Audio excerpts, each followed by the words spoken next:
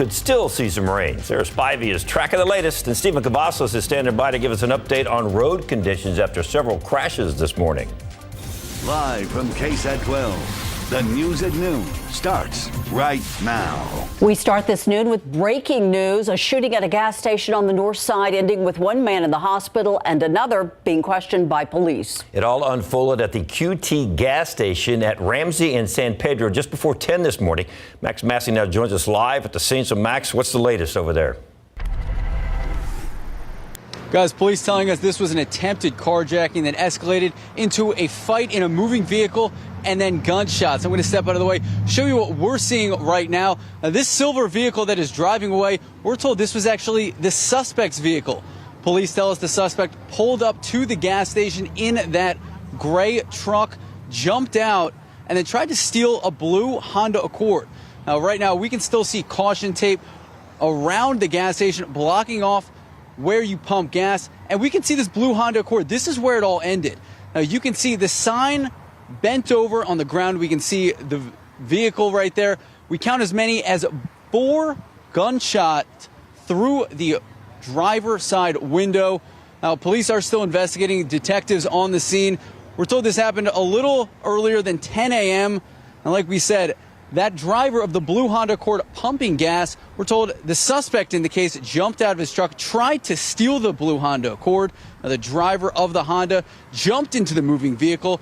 A fight ensued, and we're told the victim here, the driver of the blue Honda Accord, able to pull out his gun and shoot the suspect multiple times. We heard from police just a little bit ago. This is what they had to say.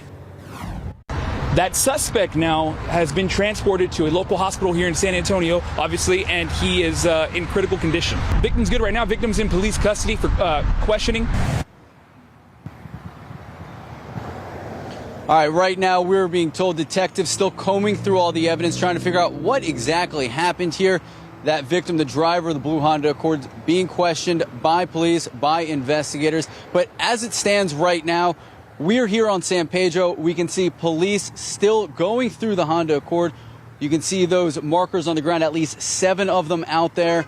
But San Pedro here at Ramsey down to only 1 lane. So if you are out and about this afternoon, make sure to be cognizant of the traffic situation. As for the investigation, we know this is ongoing. So any information that we learn, we will have it online and on air throughout the day. Ursula, David, back to you guys.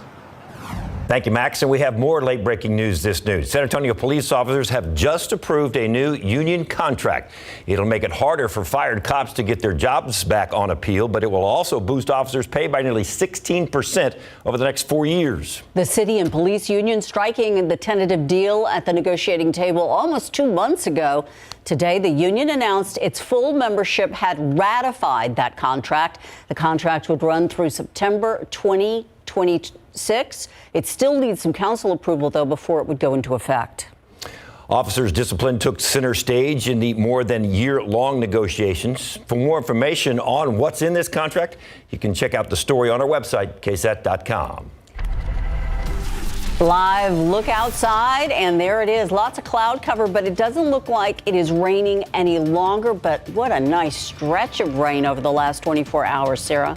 Absolutely, Ursula. We needed this rain, and the atmosphere delivered for many of us. Now, there are still some areas of light sprinkles, but you're exactly right. The main area of rain has moved on out. This is a 6-hour loop of the radar, and you can see that earlier this morning. It was fairly messy around San Antonio. I'm going to go ahead and put a pause on this so that we can see where conditions are right now. And you can see that the heaviest of the rain really is only some moderate rainfall, and it's out in Gonzales County right now, right near Gonzales, in between Smiley and Gonzales, and then along the highway there from Gonzales to Shiner. Now, one thing to look at is that there are still some very, very light sprinkles around San Antonio and in the metro area. Up near Bernie, we're seeing a light sprinkle there just to the east of I-10, and near Pipe Creek, getting a brief shower near Smithson Valley too in Comal County.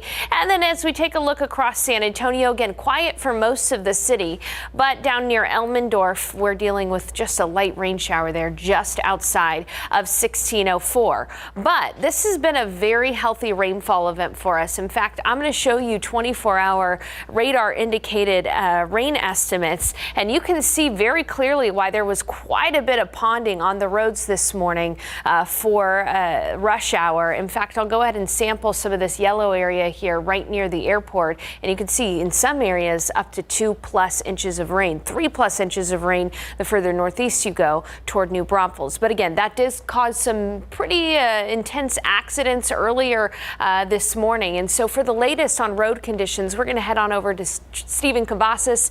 Stephen, you were saying that things look a little bit better out there right now, right? That's right, Sarah Spivey. We are getting a look at the roadways. We have these TransGuide cameras on the rotator to show how nice the conditions are right now on the roads. But let's get a closer look and drive around town. You can see from these shots at TransGuide 37 at Hackberry, we're not really spotting any congestion just yet, but we'll probably see that for that afternoon rush hour. 1604 at Shanefield, a quiet shot there, but there were scattered crashes around our viewing area. Thankfully, those have cleared out, but let's go ahead and take you right here. 35 northbound at Pine Street is the latest one we are adding to our list. It's not a long list, but just watch out because this crash may take a little while to clear, not causing a slowdown in the area just yet. I-10 westbound at Fresno Road. Now, this crash was there for a little while. Thankfully, it is just cleared. So let's get that bird's eye view of the map. 12:06 now, and you can see it's looking a lot better than what we saw earlier in the morning. But take it easy because there's no need to rush. If your travels are taking you right here to the Alamo City, we're just about green across the board. But I was just talking to David Sears about this 36-minute drive time traveling in 281 southbound coming in from Bulverde. So take your time and pack your patience this morning. And if you have your phones handy, great time to grab them out and open the camera app and scan this QR code. This will take you directly to the KSAT traffic page, and that will have the latest updates, not just on closures in your area, but anything that could be impacting your commute. Of course, we'll always be keeping you posted on air and online at KSAT.com. David? And for that update, a man who was worried about his luggage being lost has now lost his freedom. San Antonio police arrested him this morning after they say that he went on the attack at the downtown Greyhound station. They say he stabbed a bus driver and security guard inside the waiting area on North St. Mary's near East Martin. And as Katrina Weber tells us, both of those bus workers had to make an unplanned stop at a hospital emergency room. San Antonio police swarmed the downtown Greyhound station, reacting to an early morning passenger who they say took out his anger on two workers. They say the man, who the bus company states was traveling from El Paso, initially stabbed a bus driver in the waiting area. Then, when a security guard intervened, police say he stabbed him too. Both men, who were in their 60s, suffered non-life-threatening wounds and were taken to a hospital. Police arrested the 49-year-old suspect at the scene. They say he told them he was upset about his luggage being lost. However, according to Greyhound, that man left his own bag behind back in El Paso. The company also issued a statement saying in part that it is offering thoughts and prayers to those wounded employees and vowing to work closely with police on the case. While this bus station may have looked more like a crime scene, it didn't seem to have much of an impact on service here. Within just a couple of hours, it appeared to be back to business as usual. Reporting from downtown, Katrina Weber, KSAT 12 News. The Bexar County Sheriff's Department says it was able to make an arrest in a shooting after getting some help from the victim. The sheriff's office says it was called to the 16,000 block of Griffin Road for a man who had been shot early this morning. BCSO says the victim is in his 30s. He was taken to University Hospital in stable condition after being shot in the stomach. Deputies arrested that suspect after the victim was able to give them the name and the location of the person. His name has not yet been released. However, deputies say he's in his 40s. 5 years ago, a local woman disappeared, and this noon, San Antonio police are still trying to find her.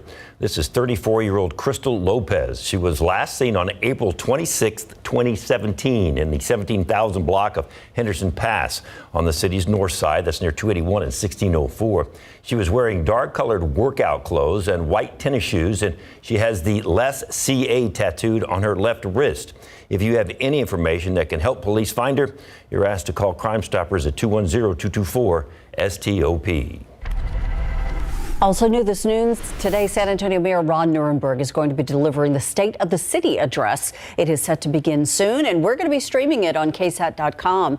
Nirenberg expected to speak on his continued vision for the city, including remarks on the $1.2 billion municipal bond package that's going to go before voters on May 7th.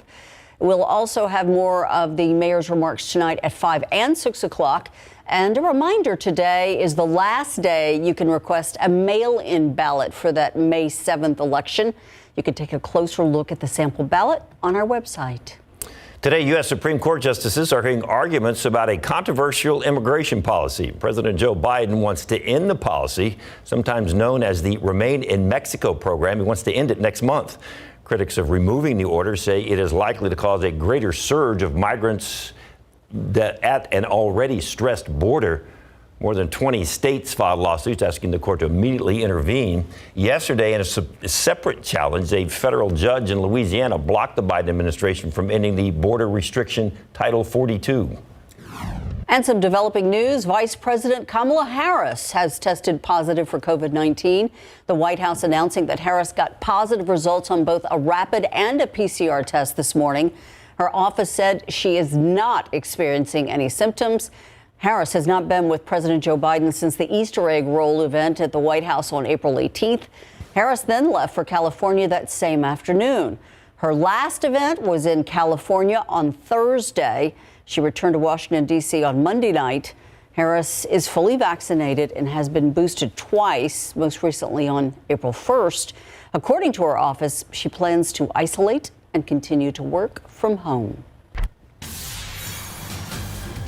It is the most exciting day for the NFL in the offseason. Draft day, a preview coming up in sports.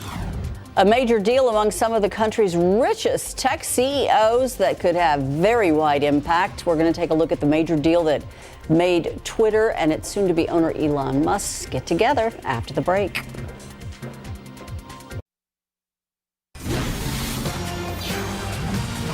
In a move that may reshape social media, Elon Musk's offer to buy Twitter for $44 billion was accepted by the company. ABC's Rihanna Ali tells us what this means for Twitter and its users.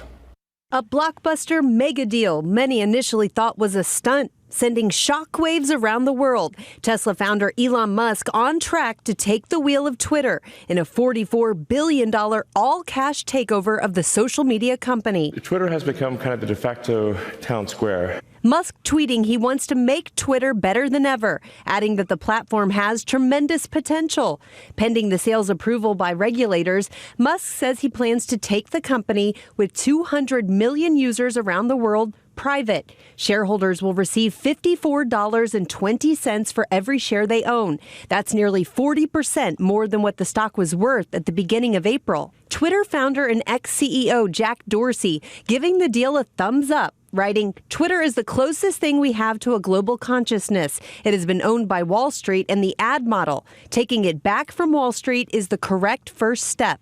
But Elon Musk critics are slamming the news and sharing concerns over giving one person power over the global megaphone. Musk has been open about making Twitter more transparent, saying he'll make the algorithm public and possibly bring back banned accounts, kick bots off the platform, and give users an edit button, something he addressed at a recent TED conference. I think you'd only have the edit capability for a short period of time.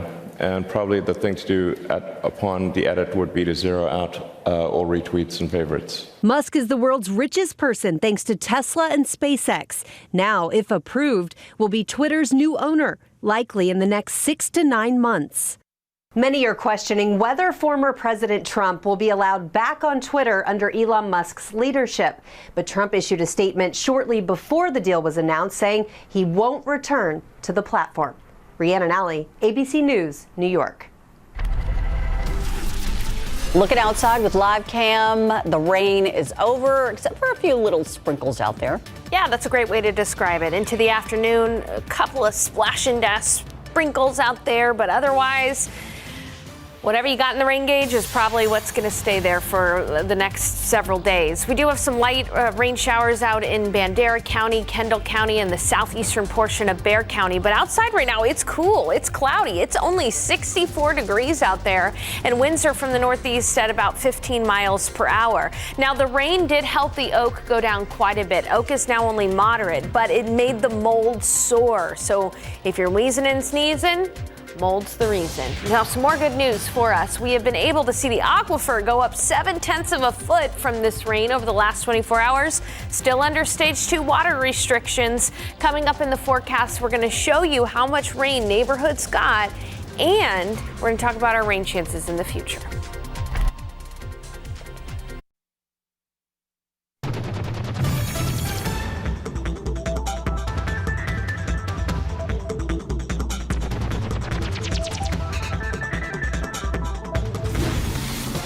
Not as much rain now as there was this morning or even some last night, but it was very healthy what we got. How much did you get at your house? A little over an inch, about an inch and maybe a half. Way to go. Yeah. I'm very curious about how the airport ended up. Yeah, we'll take a look at that. But in general, 1/2 inch to an inch of rain was what fell across San Antonio and south central Texas. Now, unfortunately, as is usually the case, there were some that missed out on very healthy rainfall amounts, but everybody got a little. All right, so this is a look at the radar right now. As you can see, things have really calmed down for us out in San Antonio. Just a few patchy sprinkles here and there. The areas that are still seeing some more moderate rain are the Gonzales County and Lavaca County areas. From Gonzales to Moulton down to Shiner and Hallettsville, some light rain there as well between Smiley and Gonzales. Otherwise, really, it's just some light rain, some sprinkles in many areas. We'll go ahead and zoom in on the hill country, some of these neighborhoods here, like near Kerrville, that's getting some very light rain at the moment. Hunt Ingram, right along I-10 there, up to Mountain Home, seeing some very light rain near Comfort. And as we pan on further on down to the south, from Bandera to Bernie, seeing just some very, very light sprinkles. All right, around San Antonio, again, just some small sprinkles out just to the east of Hill Country Village, right near Wetmore. We can get down to the street area there, and you can see just to the northeast of the airport near Martinez and China Grove, as well as Lone Oak, Adkins, and Elmendorf. But again, this is about it. All the heavier rain has moved on off, and we're really not going to see a good chance for rain in the near future. Here's a look at the observed rainfall, though, over the last 24 hours. I wanted to start with a wide view here so that you could see that there were some areas along that Edwards Aquifer recharge zone in the catchment area that saw quite a bit of rainfall. Eagle Pass saw up to nearly 2 inches of rain. And as we get into a neighborhood view here, you can really see that there were the haves and the have-nots. The west side of town really only saw a few hundredths to a couple of tenths of an inch of rain, like near Medina Lake. Only nearly a 1/4 of an inch of rainfall. But on the northeast side of town, up into Comal County, nearly 4 inches of rain in Garden Ridge. And Ursula, here's your airport number, 93 hundredths. Just shy of an inch of rain over the last 24 hours here in San Antonio. So again, healthy rain that we desperately needed, and it really didn't come at much of a cost when it comes to severe weather or major flooding issues. We had some minor street flooding, but no flash floods out there. Right now, though, it is cloudy and it is cool. Temperatures are only in the 60s. It's windy, too. Winds are from the northeast at about 15 miles per hour. That's because we saw that front move through. It kicked up the winds for us. Elsewhere, we've got 69 in Hondo, 63 in Kerrville, 69 in Pleasanton, 66 in Kennedy, 61 in Del Rio, and a neighborhood view of temperatures here, 65 in Converse, at 63 in Bernie, and 62 in Bulverde. We're not going to be able to warm up all that much because those clouds are going to stay pretty intact. A couple of peaks of sunshine perhaps before sunset, but generally upper 60s, close to 70 degrees. That's quite a bit cooler than seasonably average. Our average height this time of year is about 82. So again, a cool day for us, but it won't be cool for long. We'll see temperatures warm up by tomorrow near 80 degrees. So your KSAT 12-hour forecast, planning your afternoon. It will not be a messy evening commute, so you don't need to worry about that. A couple of light sprinkles here and there with that 20% chance for rain. High temperature near 70 degrees, maybe a few peaks of sunshine right before the sun sets, close to 8. And we'll be looking at temperatures only in the low 60s this evening, and those winds will die down after the sunset. So a cool evening on deck for us as well. Here's a look at your high-res futurecast for your Wednesday. Now, once again, tomorrow morning, we could have some streamer showers, but we really don't anticipate a messy commute like what we saw this morning. It'll be near 60 degrees, and then we'll see peaks of sunshine throughout the day. Perhaps, again, a streamer shower or two. Chance for rain's only 20%. It's not going to amount to much if it does rain, and a high temperature near 80. So we're in the 60s today, and we'll be near 80 degrees tomorrow. Then we're going to start a warming trend. By Friday, we'll be close to 90, and looking at the weekend, we're going to keep an eye on Saturday. An isolated storm or two could be possible. We'll be able to refine that forecast. And coming up, I'm going to show you the weather pattern as a whole and why we're going to be seeing that warm up into Friday. So stay tuned for that. Other than that, happy we got a little rain, David and Ursula. It's almost sweater weather out there I right know. now. Thank you, Sarah. And the Cowboys and the Texans have some big needs to fill with this year's draft picks. We've got to look at round 1 Thursday night. Coming up next. Pro football coverage powered by Davis Law Firm. It is the biggest offseason night of the year. It's the annual NFL Draft. It starts at 7 o'clock Thursday night, live right here on KSAT 12. And the Dallas Cowboys' first pick will be at number 24 overall. And most experts believe the Cowboys are going to go with an offensive lineman with that 24th pick, since they lost both Connor Williams, who signed with the Dolphins, and Leo Collins, who signed with the Bengals. The name mentioned the most in the mock draft is Kenyon Green of the Fighting Texas Aggies. But according to some, Dallas is not going to be straying that far away from College Station, because Dallas has the 56th pick, which is in the second round, and some mock drafts have them going for another Aggie and former Judson Rocket, DeMarvin Leal, who fills another need for the Cowboys at either defensive end or tackle.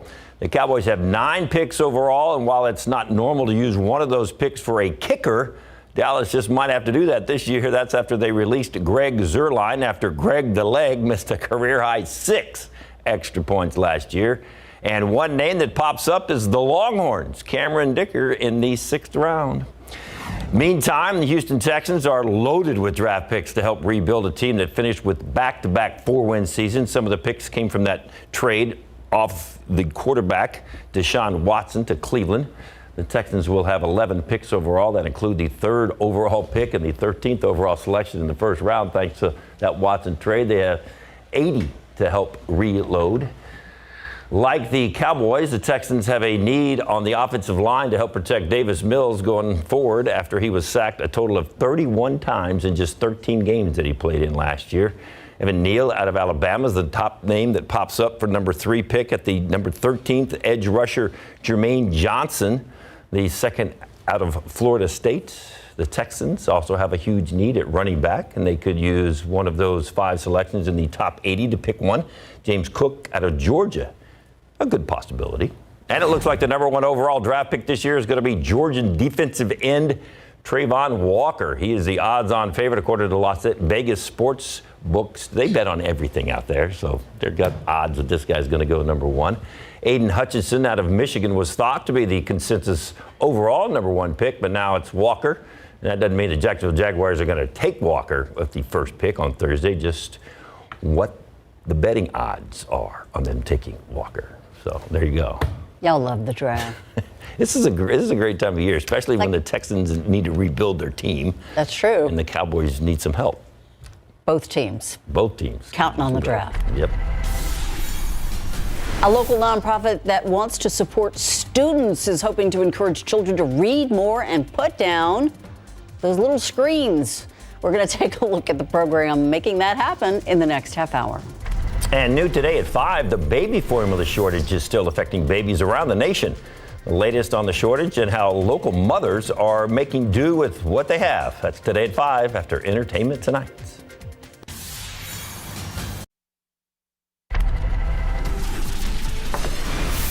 Looking outside with live cam, you are not seeing things. It is in the 60s, and it's kind of chilly. I know. Cool and wet. I had to bust out the long sleeves today. Wow. Yeah, but hey, we are happy that a good chunk of San Antonio got some good, healthy rainfall. And it really was kind rain to us. It didn't really come with any severe weather or major flooding issues either, although there was plenty of ponding on the roads. But here's a look at the radar right now. As you can see, things are much quieter. There are some areas where we're having some light to moderate showers that are a bit more organized, like in Gonzales County right now, and in Lavaca County near Hallettsville, seeing a little light rain too.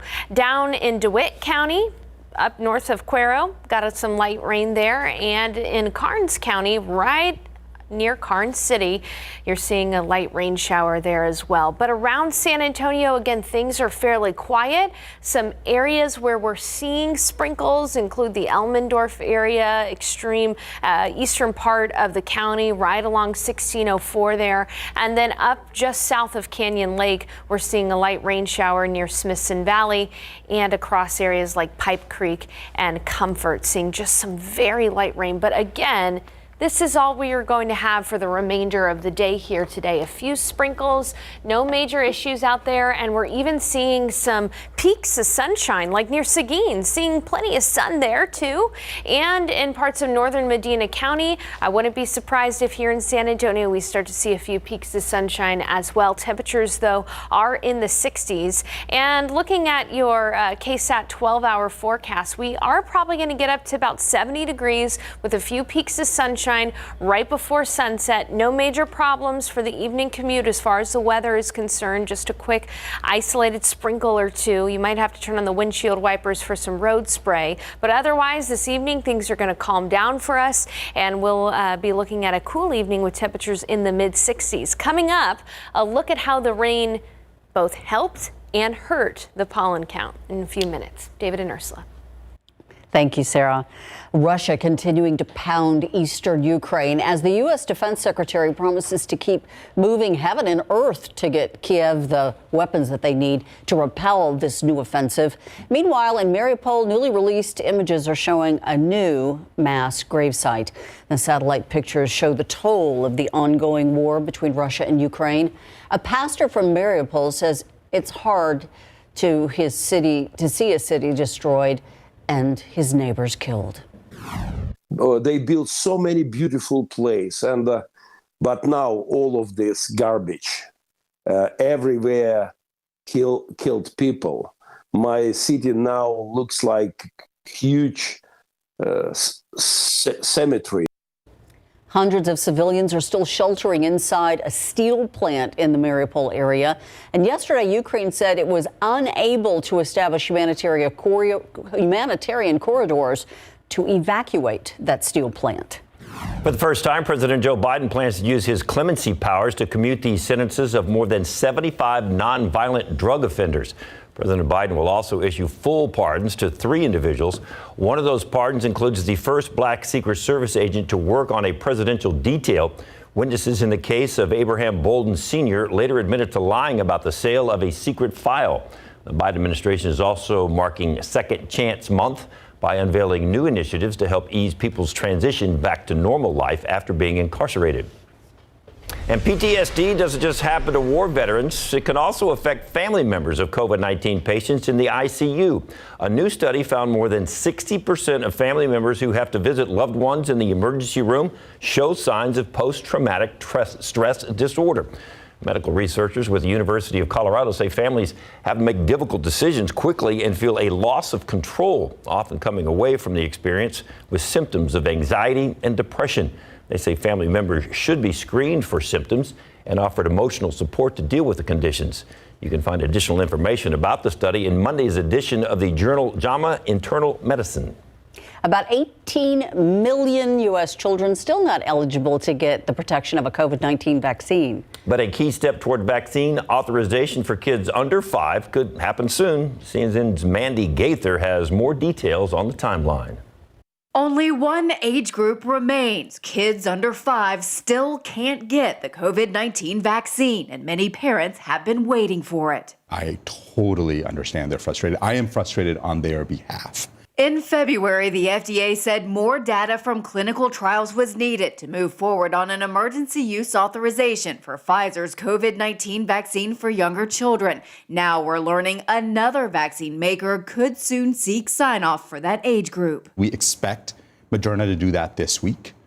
And then the FDA scientists are going to do what they have done throughout the whole pandemic, right? Which is they're going to evaluate the data. They are going to assess it for safety and effectiveness, and they're going to make a determination of when it meets their standards. The White House COVID-19 response coordinator says it's unclear how long the authorization process will take, but expects kids under 5 to be eligible to get the vaccine in the next couple of months. I have no expectations that there are going to be any major hiccups, that this should move quickly. This comes as COVID-19 cases are trending up across most of the U.S. Deaths remain low, but hospitalizations are up about 9% from last week. Cases are still important. Infections are still important. We want to keep those infection numbers low, but they mean something different now than they did a year ago, right? They mean something different because people are vaccinated and boosted. For Health Minute, I'm Mandy Gaither. A longtime Southside daycare was destroyed by a fire a week and a half ago, and now the owner is asking the community for help to keep the center open. This was the scene when the fire broke out at the daycare center. The flames burned the Guardian Angel Child Development Center down to the studs. Owner Eli Guerra wants to keep the business running. However, he needs some help from San Antonio residents. He already found a temporary location at 102 West White Avenue, but the center really needs child care items and supplies to keep it going. Those supplies include toys, storage bins, shelves, kids' tables and chairs, swings and bouncers, playmates, and baby toys. These items can be dropped off at the new temporary location. If you head to KSAT.com, we've got a number listed that you can call if you have any questions. This weekend, a local nonprofit hoping to raise some big bucks for pediatric pancreatic research, education, and patient support. Rebecca's Wish is hosting its Wild for Wishes event at the San Antonio Zoo. The founder of the organization has been fighting for her life for the past 12 years after she was diagnosed with pediatric pancreatitis. In 2017, with the help of the Make-A-Wish Foundation, she held a gala fundraiser. Well, that fundraiser has turned into a full-blown nonprofit, which has raised more than $2 million. We're doing research. We're helping with the National Pancreas Foundation and Mission Cure to try to get the first drug-targeted therapies for the pancreas. You can help Rebecca's Wish by attending Wild for Wishes this Saturday at the San Antonio Zoo from 6 to 11 p.m. You're not only going to enjoy some rare animal encounters, but also meet and support the pancreatitis patients and their families, sponsored by this nonprofit. We have all those details on our website, also on KSAT.com. You can hear from Rebecca herself how her mission to help others is leading her to major in biomedical engineering at Texas A&M, no less. Sarah Spivey.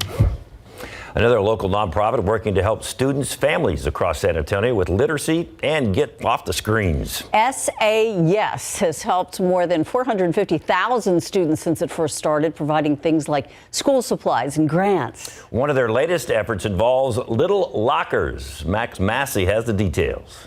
My younger one, believe it or not, he's in kinder, but I'm sure he'd pick some kind of like the Goosebumps books. My little one, every time we walk up in the morning, he's like, Mom, look, there's more books, or Mom, there's no more books, or stuff like that. So it's a cool little incentive for the kids when they're walking up in the morning. Janie Ramirez has 2 children at Edgewood ISD, and she and her family are big fans of this program. You can borrow a book, read it, return it. If you want to donate a book, you can drop it off at the school, and they'll just, make sure it's in great condition and that it's age appropriate. And then you can always come back whenever you are ready to start a new journey. It's fast, it's easy, and it's helpful. Through the sponsorships that we receive for these, we purchase the books, and then community members can actually also do book drives for us as well. Take a look at the little locker, stuffed with books, everything from Batman to STEM program.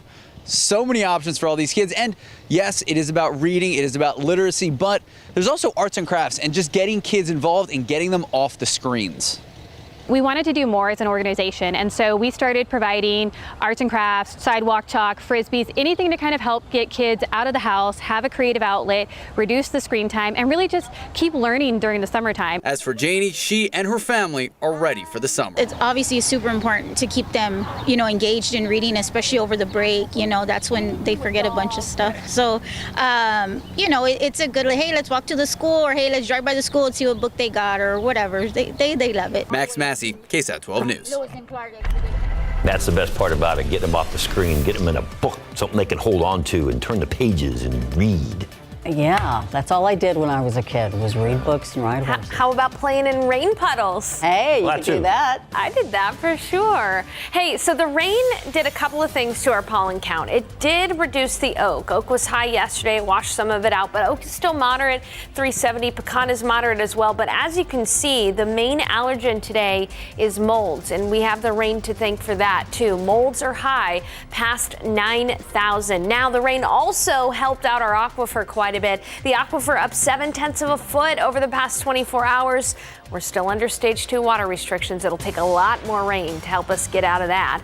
But looking at rain chances over the next few days, just a few showers possible tomorrow and over the weekend. I've got to look ahead to the long-term weather pattern coming up in a bit. Well, welcome back. Much quieter on the radar outside. We're really only seeing a few sprinkles here and there compared to this morning and yesterday when we had some scattered storms out there. But right now you can see that there's a good rain shower pushing from Gonzales to Hallettsville and a light rain shower in Kennedy as well in Karnes County. We'll go ahead and zoom in on some of the areas that are experiencing very light rain right now. That does include parts of Kendall County and Bandera County, right along I-10 there from Comfort to Bernie and near Pipe Creek. Just some light rain showers, some sprinkles really when you think about it.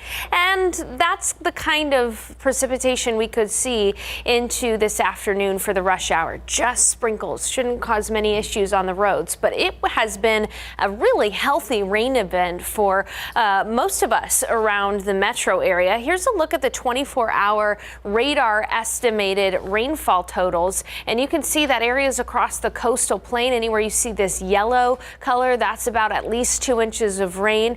It has been good rain for many folks, but there have been those that have seen a little bit less rain, and that includes areas along the Loop 1604 on the northwest side. In those areas, we've really only seen perhaps about a few tenths to a quarter of an inch of rainfall, which again, not ideal. But in the areas that we have seen plenty of rain, it's fallen pretty hard. Take a look at these rainfall totals nearer to the airport. In some areas, they're close to 2 inches of rain for neighborhoods along the airport, and then a really, really impressive rainfall amounts across parts of the northeast side along that I-35, Selma, Schertz, Garden Ridge area. These locations have seen in some cases up to about 4 inches of rain. So very healthy rainfall for many of those folks along the northeast side of town. But again, things are nice and quiet right now, just cloudy and cool with temperatures in the 60s. We really don't anticipate all that much more rain in the forecast other than a few passing sprinkles this afternoon, a few passing showers tomorrow. It is cool and cloudy. It's 64 degrees at the airport, but you can see there are a few areas where these clouds are thinning, like up near New Braunfels right now. It's 67 degrees, 72 in Castroville, 69 in Hondo, 65 in Bandera, and it's 71 in Pleasanton. A wider view here, it's still fairly cloudy in Del Rio, where it is quite a bit cooler, near 61 degrees. And on your KSAT 12-hour forecast, again, this afternoon, perhaps a few passing sprinkles, but that's about it. We'll warm up to near 70, and then during the evening commute, again, it should be fairly quiet. You might even be able to see a few peaks of sunshine before the sun sets tonight, close to 8. It'll be in the 60s this evening, and winds will be from the northeast 5 to 15 miles per hour, so just a touch breezy. All right, let's take a look at the wider picture here. You can see that it's fairly quiet across the Central Plains. High pressure system in place there, but there's that big cold cold front that moved through yesterday brought us some rain and cooled us down quite a bit. In fact, temperatures are much cooler behind this. It's in the 30s in parts of the northern tier of the United States. But tomorrow a warm front is going to move through. It'll bring us a higher humidity and make things a little warmer. 80 degrees for the high temperature. 20% chance for a stray shower tomorrow. It would be streamer showers. It wouldn't amount to much. Then it's really going to warm up Thursday and Friday with temperatures close to 90 degrees on Friday. And as we head into the weekend, we'll be watching North Texas because a front is going to move through. If it has enough oomph to make it to San Antonio, it would likely produce a few showers and storms. And that's why we have a chance for some showers and storms over the weekend. Right now, it's only about a 20% chance on Saturday, but we're going to have to keep our eye on it because it would be a very spring-like pattern. And with the spring-like weather patterns comes the possibility for some stronger storms. So we'll keep an eye on things, but for now, best chance for rain, we just got it, and it was a good amount of rainfall in many backyards. We'll be back with more news after the break. It is Ladies' Day on SA Live today. Well, it's always Ladies' Day. Well, that ladies rule. Because everybody likes to look at Mike, too. No, it's true though. They do. Yes, they do. He has lots of fans. Right? Yes, lots of fans for Mike. Okay. All right. Well, Mother's Day is, of course, coming up, so we are gearing you up for that. How about gifting mom a very sweet memento? Yes. Maybe a blanket made out of old kids' clothes or something else. And Jennifer Nicolella, of course, with Abby's Attic, is going to show us how to make something. We just came out of Earth Day, something a little sustainable, right? Yeah, so these are makeup wipe removers, and you can make them out of old terry cloth towels, some old pajama pants, and you could just cut these in circles and sew them together, but I found a better way to do it. I'm going to just trace little circles on my project here, and then I'm going to maybe hit the gas. And in theory. There we go. In theory, you would be able to finish one of those. Okay. Just go around in a circle. All right, we'll show some of those finished products in just a bit. Yes, another way to impress mom, take a look at this grazing board. Grazing by Zoe is here, and doesn't that look like a piece of art? What, are those flowers? They are. No, don't eat it. Oh, it's edible. Are they edible? Mm-hmm. Oh my God. Zoe told me so. It tastes good. And we're of course helping you find more unique Mother's Day gifts. We've got we've got Little Wonder Studios selling handmade, nostalgic, and quirky earrings. All that and more when SA Live continues.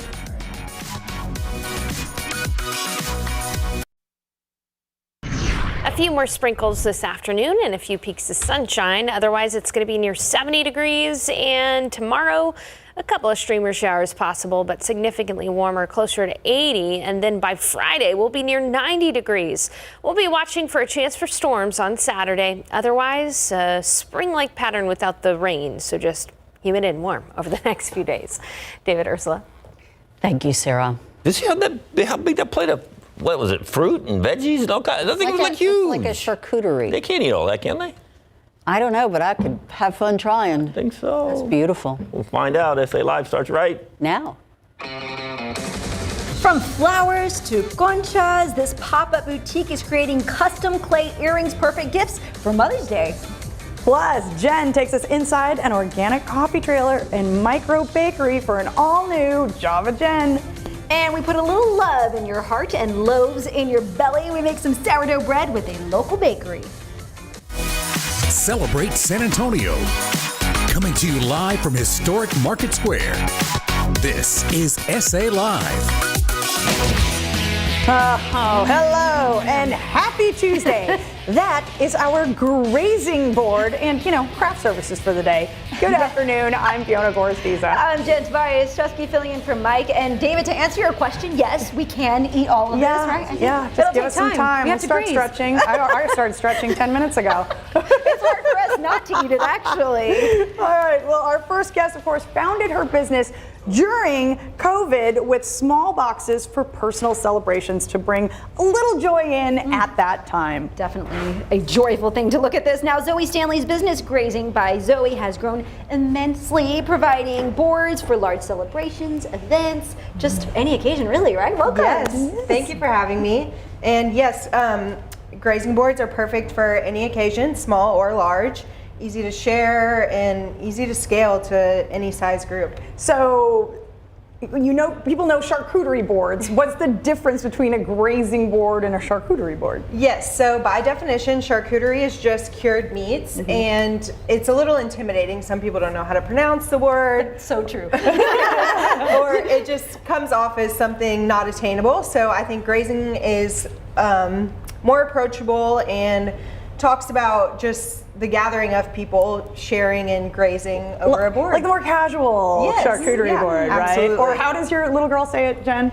Charcutes. Charcutes. We're gonna make a charcuterie. Yes. Oh my gosh, I love it. Okay, so what are we going to put together? So for spring, we're going to bring in a little fresh edible flowers, and we are going to coat goat cheese in them and then drizzle a little honey so it's fresh and makes a perfect board for spring. All right, I see a pretty one there. So kind of reference that. And so then you can use these whole flowers and then pick off some of these individual petals for the smaller areas. Yeah, It's and you so just pretty. press them into the goat cheese, and then we'll roll it a little in this plastic wrap. Beautiful. Now, how did you come up with the concept for even the name, grazing, but the concept, because you told me you've traveled to over 20 countries. I've been to around 25 countries, and so I've had my fair share of different kinds of food, and so I love incorporating different combinations of food from my travels into my grazing boards, and just always sparks new ideas and gives me So better. when you set up a board like this, so you come in and you will set it up personally, right? Yes, In a so home I or- either do boards for pickup or delivery that can be anywhere from 2 people to 12 people is my biggest board in like a cake box, or I can also do in-home setup, so I can do as large of an event as you have in your home, or I've done a couple hotels, anything like that. So it really just depends how large your event is. Beautiful. And when you set it up, you just make sure you kind of have a little bit of everything, so that whether it's sweet or whether it's maybe a. Yes. So I start with cheese always on my boards, and I get a base from that, and then I usually go into my meats. And then from there, I build on salty, sweet, so dried fruit, and then I always finish with fresh fruit, and you can also top with herbs. And then on this occasion, I topped with fresh florals. So we are going to add this to our board. And you some of these you make homemade, like the mustard you mentioned, right? Some of the jams. I make mustard, candied jalapenos, some jams. It just depends on the season. Obviously, spring and summer is easy for me to source ingredients. So I tried to make what I can, and I think it's fun getting to have homemade elements on my board. That's so satisfying. There's the finishing touch on the goat cheese with the edible flowers is a little bit of honey. Wow. Okay, so we know there are Lunchables for kids, right? Yes. Okay, now you have elevated the Lunchable for adults, right? Yes, so I deliver to a lot of office buildings, and I do a Lunchable. It comes, or adult lunchbox. It comes with 3 meats, 3 cheeses, a trail mix that I make in-house, and then crackers. So it's a perfect lunch for anyone. And for Mother's Day coming up, how can people put their, or you still have time, right? They can get an order with you? Yes, you still have time to place Mother's Day orders. I take orders via Instagram DMs or email grazingbyzoe@yahoo.com, and you can message me and I'll get you on the schedule. Perfect. What a great gift idea, right? For Mother's Day. I'd be so happy to see that. Yes. Beautiful. Thank you so much. All right, well, for more information on Grazing by Zoe, just head to our website, salive.com, and click on the As Seen on SA Live tab, where we've provided a link, or just scan that QR code on your screen. Okay, so I saw something yesterday that we brought up as a fun question to engage with our viewers. The things that most kids wouldn't understand today, one of them that stood out to me is, remember Movie Phone? Oh, yeah. Hello, welcome to Movie Phone. Movie Phone. Yes, so we want to know today, what is that thing that maybe kids today, phone books, right? Do you have one? Well, phone books, right? And encyclopedias. Yeah, oh my Remember goodness. before the internet? Yes. Yes. Okay, and I was my parents' remote control. Yeah. Because you had to get up Gotta and actually change. get up, kiddos. Yeah, so I was the remote. Yes, exactly. They'll never understand this, They'll right? never understand it. So let us know, what do you think is something that kids today would never understand? Let us know at SA Live, KSAT, and Twitter, and we may see those a little later on in the show. All right, well, this is the last week of Earth Month. A handful of local coffee shops are teaming up with the San Antonio River Authority and San Antonio River Foundation for Coffee for Conservation. And one of those is Rose Hip Coffee. Now I heard they had some lavender options, so naturally, that's all it took to get me there. Take a look.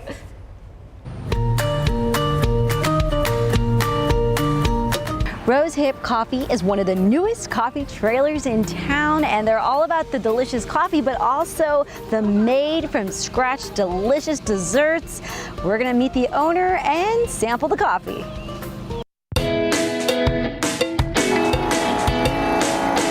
And I'm now joined by the owner, Katie, here at your awesome coffee trailer. This is a dream for you. Tell me all about it. Yes, so I've always known that I wanted to go into the food business. I grew up baking with my mom, and that was always a passion of mine. And so growing up, I knew I wanted to have a bakery. And as I got older and kind of figured out, you know, what are the costs involved of doing all of that, I figured that a great first start would be opening a coffee trailer where I get to do coffee and I also get to do baking as well. Rose Hip Coffee is located a few blocks north of the McNay Art Museum near Katie's old neighborhood. It turns out the church parking lot is in the process of making this area into a community park. So the logo is actually a picture of one of my grandmas from back in the 50s. And so her name was Rosa. And so I knew I had to have something rose inspired as the name. And there's a book, Esperanza Rising, and in it, the abuela, she always makes tea out of rose hips. And she said when you drink that tea, you can see all of the beauty that the flower ever saw. And so that's what I wanted for this. I wanted this to be a place the community could come together, they could share a cup of coffee, and they could just celebrate the beautiful parts of life together. Oh, I love the inspiration behind the coffee and the baked goods, which we are about to sample now. So you're gonna make 3 drinks for us. Yes. And of course, we're gonna have to try these pastries, the baked goods. All right.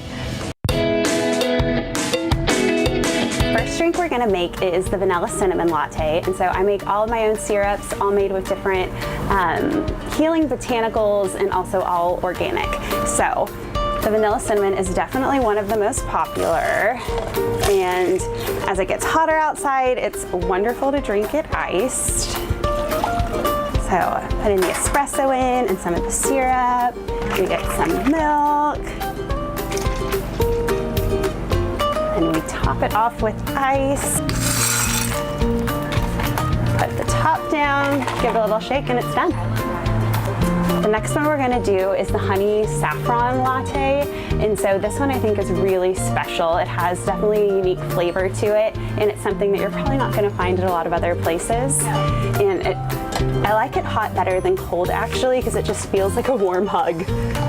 For this one, since we're doing hot, we're gonna steam the milk. All right, so the next drink that we're gonna make is a Lavender Sage. And so this is another one of our really popular drinks. And we're gonna do this one iced. And this one has a very big floral punch. So while you're drinking it, even when you kind of add the espresso, you start to smell the lavender. All right, we saw the coffee drinks, and now it's time to check out the desserts. Hello. Yes, hello. So I've heard you love lavender, so we've got the Lavender Sage latte for you. Thank you.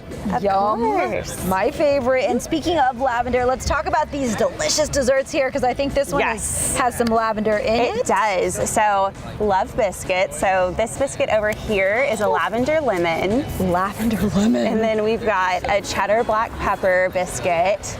And then a vanilla bean orange cardamom biscuit as well. Oh my goodness, oh my goodness. And then, well, I'm gonna try this, don't mind me. Let's talk about what we have over here. Of course, so over here we have got a strawberry corn cookie.